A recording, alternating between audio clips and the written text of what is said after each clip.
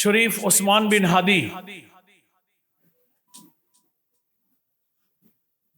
মর্যাদা, সম্মান, বীর এবং শ্রেষ্ঠত্বের শির উঁচু করে এসে আমাদের কাছ থেকে বিদায় নিয়েছে।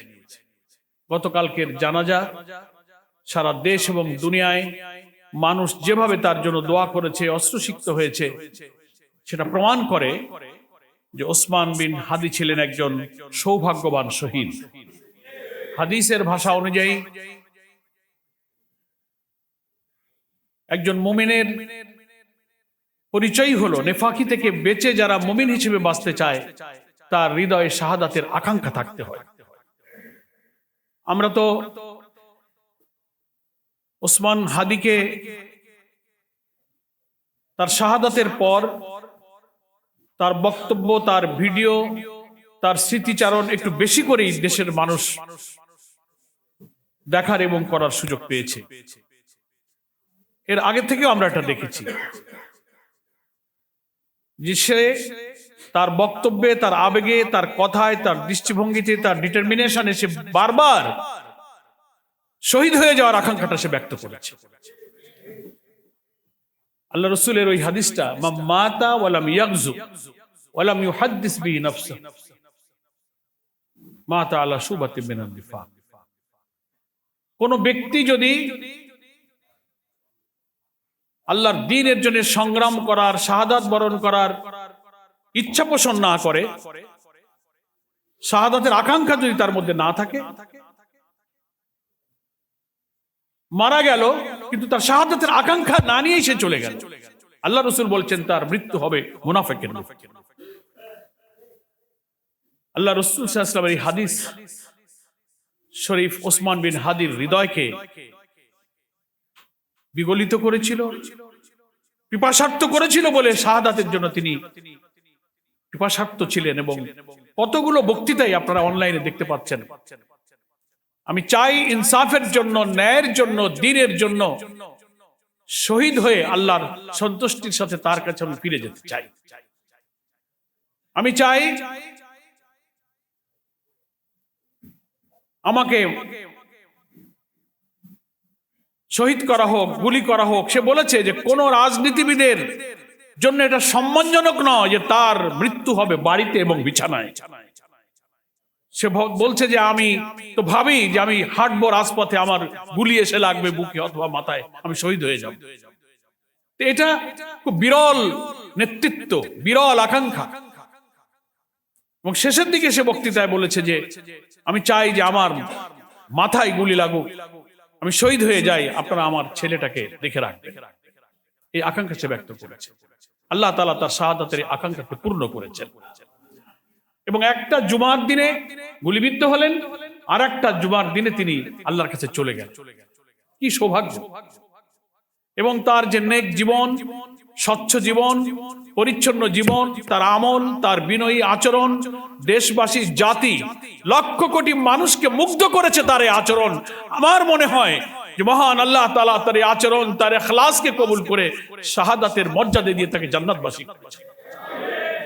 আমরা কেউই কোনো মানুষ ত্রুটি মুক্ত নই, ভুল ত্রুটি আমরা কেউ দাবি করি না, কিন্তু আল্লাহ তাআলা কোনো না কোনো ওসিলায় যদি তাকে ক্ষমা করতে চান, আল্লাহ তাআলা এই ধরনের ওসিলা দিয়েই তাকে মর্যাদার সাথে আত্মার কাছে নিয়ে যান। হাদিকে সেভাবেই সে নিয়ে গেছে। আমার প্রিয় ভাইরা, ওসমানের সাথে আমার প্রথম সাক্ষাৎ হলো সে যখন ইনকিলাব মঞ্চ গঠন করলো সূচনার সময়, রাজনৈতিক পরিবর্তনের পর সে আমার কাছে এসেছিল। এই আলফালা মিলনায়তনে তখন আমাদের জামাতের অফিসের কাজটা পূর্ণভাবে বসবার মতো হয় নাই, কনস্ট্রাকশন চলছিল। তার সঙ্গী সাথীদেরকে নিয়ে এখানে এসে সে সময় চাইলো, ফোন করলো যে আমরা একটু আসছি, আমরা কথা বলবো। বলে আসো। ওই দিন প্রথম তাকে আমি দেখলাম।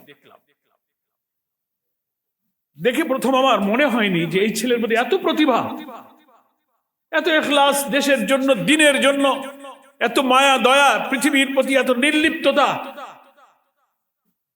জীবন বিলিয়ে দেবার এত আকাঙ্ক্ষা। এখন যা আমি দেখতে পাচ্ছি, তারপরে অনেক প্রোগ্রামে তার আমি দেখেছি, আমরা গিয়েছি, প্রথম দিন এতটা আমি অনুমান করতে পারি। কিন্তু তার এই অল্প দিনে সে কিভাবে সে বিদায় নিল, আল্লাহ তাআলা তাকে দুনিয়াতেও সফল করলেন, আখিরাতেও তাকে সফল করে দিলেন। কালকে তো জানা যায় অনেকে নানান ভাষায় এই কথা বলছে। চারিদিক থেকে লক্ষ লক্ষ লোকের আগমনের স্রোত যেভাবে নেমেছে, বলছে যে এই যেন দেশের একটা রাজার বিদায় হচ্ছে, একটা শ্রেষ্ঠ বীরের বিজয় হচ্ছে, একটা বিশ্ববিজয়ী বীর যেন দুনিয়ার সামনে থেকে বিদায় নিয়ে যাচ্ছে। বাংলাদেশের ইতিহাসে এই জানাজা, এই উপস্থিতি, জনতার এই জোয়ার, জনতার এই জাগরণ, এই জজবা, এই আকাঙ্ক্ষা একটি বিরল ইতিহাস। সেজন্য আমি হাদির, উসমান বিন হাদির ভাই এখানে আছেন, ওমর বিন হাদি সহ তার পরিবারকে আমি আগেও বলেছি, আমরা আমাদের আমিরে জামাত নিজেই লন্ডন এবং তার্কিতে এসে এয়ারপোর্ট থেকেই তিনি উসমান বিন হাদির কফিনের কাছে গিয়েছেন। ওখানে ওনার বড় ভাই ছিলেন, আমাদের ওমর বিন হাদি ছিলেন, সবাই ছিলেন। তার সান্ত্বনা, তার ভাষা, তাদের মর্যাদার সব প্রসঙ্গ সবার ইখতিয়ার করার জন্য তিনি নসিহত করেছেন।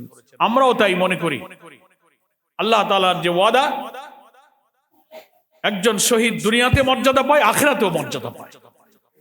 উসমান বিন হাদি আল্লাহ তাআলার কাছে অনেক মর্যাদার। এখন ইনদা রাব্বিহিম ইউরযাকুন, সবুজ পাখি হয়ে আল্লাহর রিজিক নিয়ে জান্নাতে সে শান্তিতে আছে, আল্লাহর ওয়াদা।